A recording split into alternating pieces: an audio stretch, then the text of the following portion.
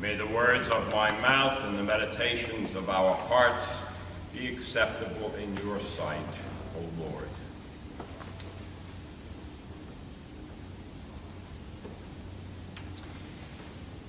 Vacations are good. Gwen and I, this past time, went back to our cabin up in northern Minnesota. The cabin is probably about 90 miles from the Canadian border, so it's getting on up there. I think I've mentioned this before. It's a small one, 16 by 24 feet.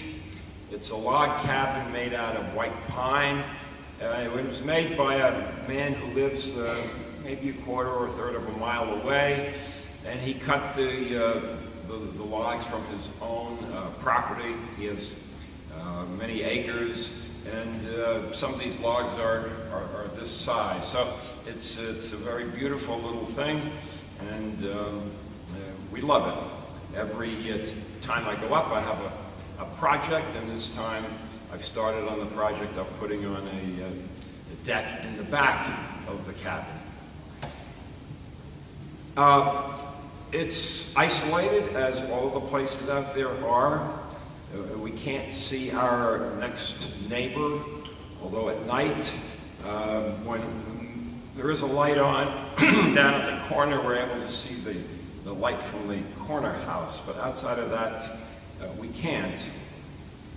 If you sit on the deck at night and look up, it's absolutely gorgeous because since there's no other light interfering, you can see the whole Milky Way. You see stars that you never even knew were there, and it's just mind-boggling to look at it.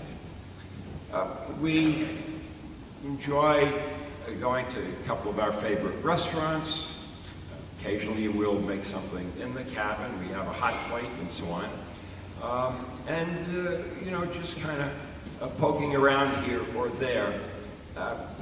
One time this past visit, some friends invited us over to their home in the evening to sit around a campfire. It was really a bonfire. He had this thing pretty well going, and it was a chilly evening, and the four of us just sat around the campfire and kept warm and had some good conversation for several hours. On another visit, we went down to a city about 20 miles away to a rodeo, something you can't easily do here in New York.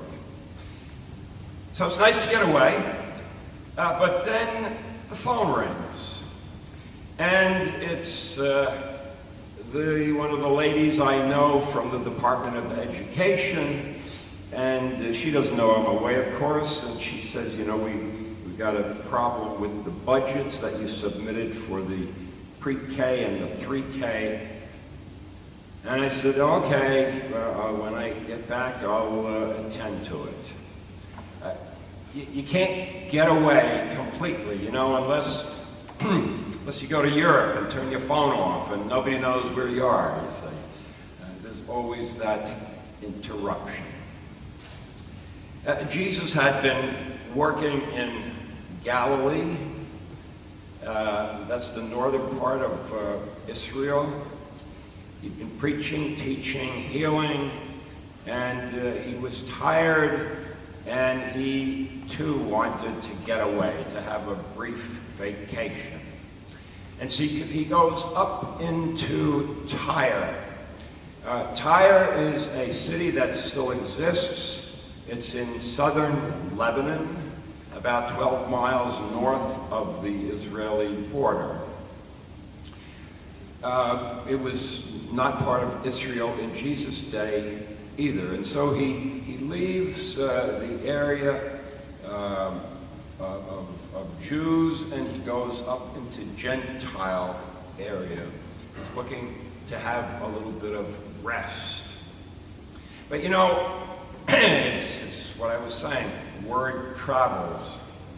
Even in those days, people up in that area had heard about this healer that was down in the Galilee. And this one woman whose daughter was sick with a demon, had her ears attuned. She knew that she had to talk to him. And so, excuse me, when she heard that he was up and tired, she went to visit him and begged him to heal her daughter of her demon. We don't know exactly today what these demons were that the Bible speaks about, demons or evil spirits. I sometimes think of it as someone who's had autism. And there are different kinds of autism. One of my cousins in Germany has a son who's now in his 50s who is autistic. He can't live by himself, so he lives with his parents. He does have a small job, but he, in one way, is extremely bright. He knows the timetable of every train and every bus in Germany. And so if you want to go from Hamburg in the north down to Munich in the south, you go up to him and say, what train shall I take? When shall I take it? Do I need a transfer? When will I get to Munich? And he's able, right out of his head, to tell you how to do that. But there are other children that are autistic.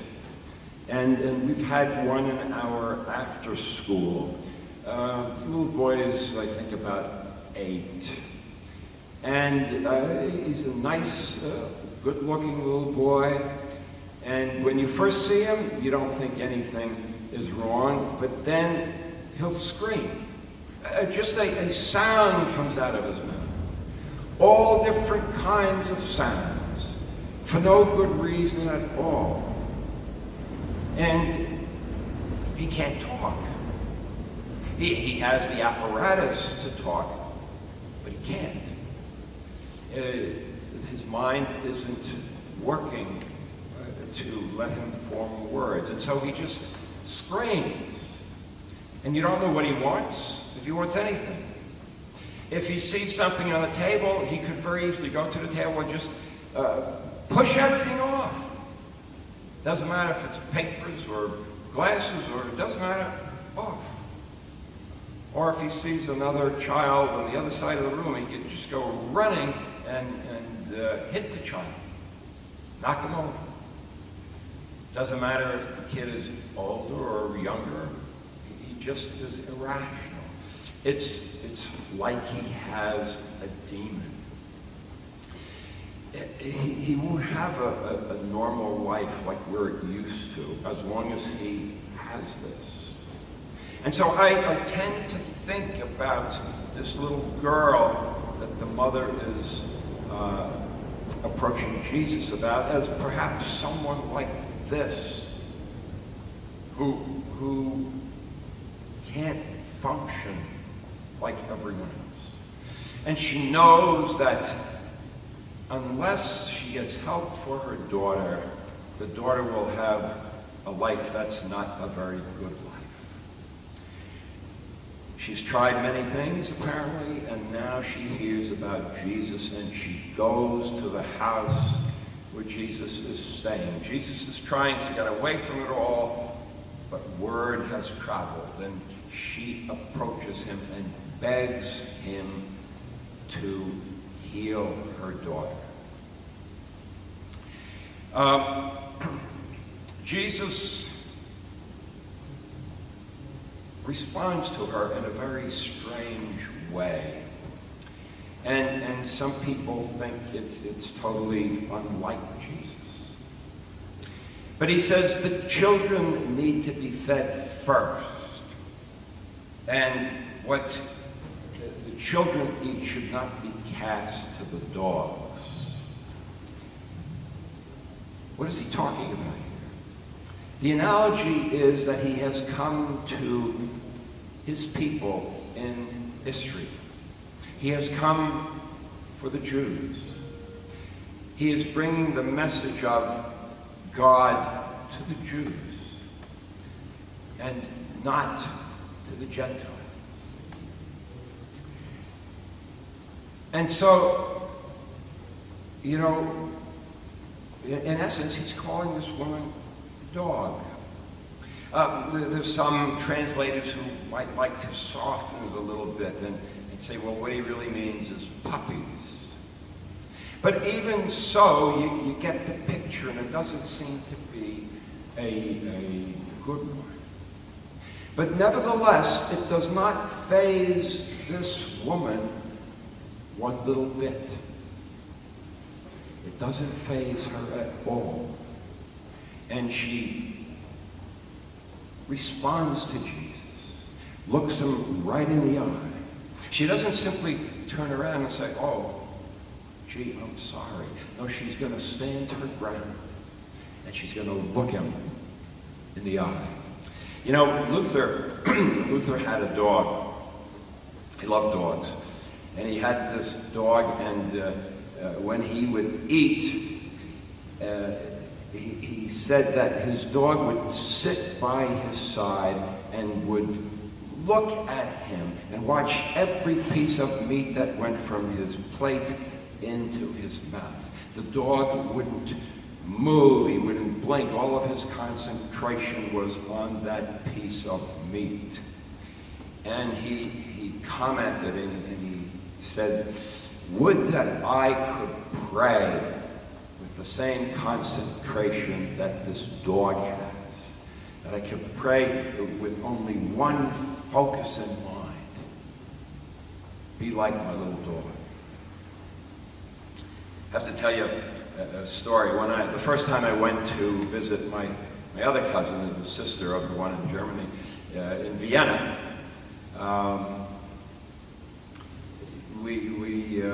I actually was going over to visit a friend of mine because I didn't know my cousin, didn't have any connection with her whatsoever. But she somehow got wind that I was coming. It's kind of a long story.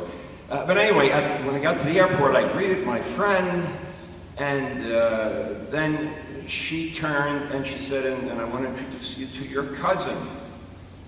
And we greeted each other, and my cousin said, you can't stay anywhere else but me. I have a big house. You have to come and stay by me. You're related to me.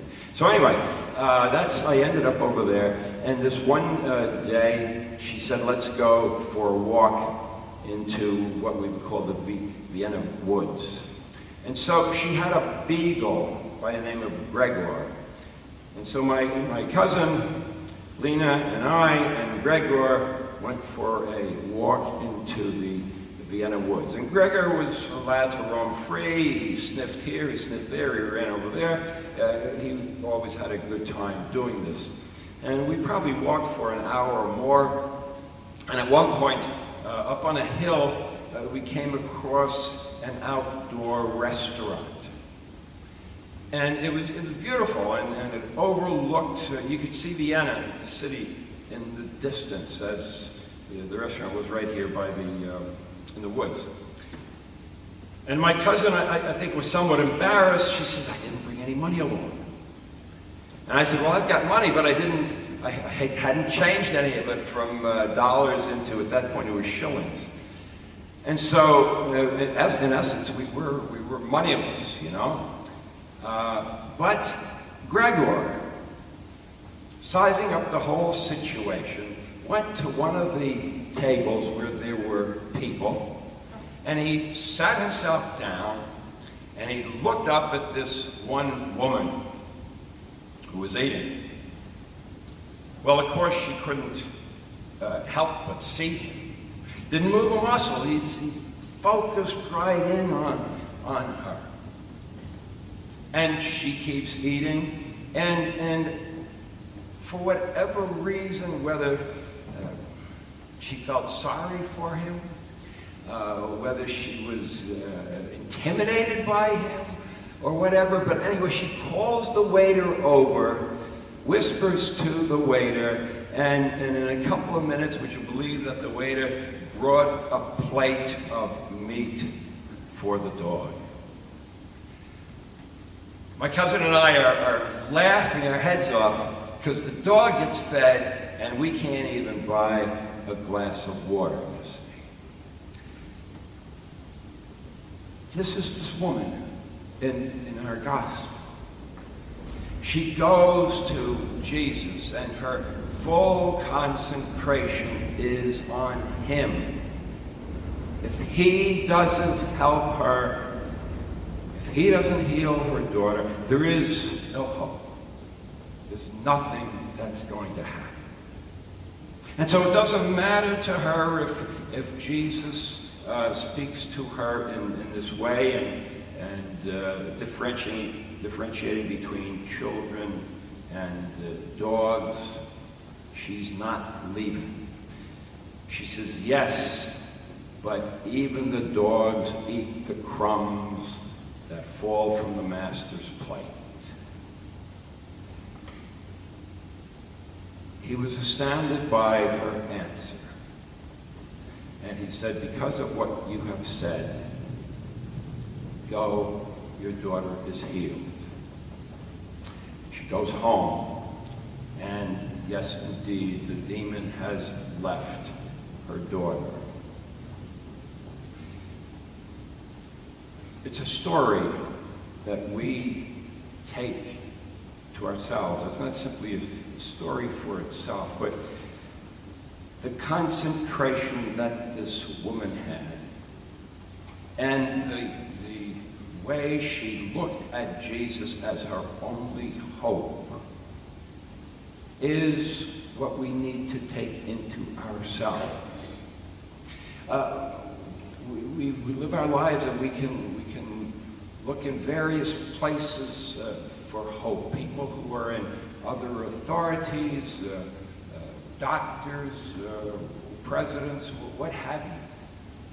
But no matter who we go to, there comes a point where there is no one else we can go to for hope. And the only one, the gospel is telling us, is the one whom God sent, namely his only Son, Jesus. We look to him. We need to look to him as fervently as we can. In the same way as I described to you Luther's dog and my cousin's dog at this restaurant. You look, we look for the crumbs that God will give us. Jesus doesn't mention faith in this little episode. But isn't that what faith is? Isn't that what trust is? Looking without wavering at the only one who can help. We don't get whatever we ask for. God isn't our errand boy. But he does give us what we need. And he does supply the love and the compassion and the help in so many ways. And at the end, he reminds us he is there to catch us. There's no one else who is going to catch us in death. We leave everything else. But our Lord, who has experienced that and has been resurrected, says, have no fear. Look to me. Have faith in me. Have trust only in me. I will be there for you. Amen. The peace of God, which passes all understanding, keep your hearts, your minds in Christ Jesus. Our next hymn is 886.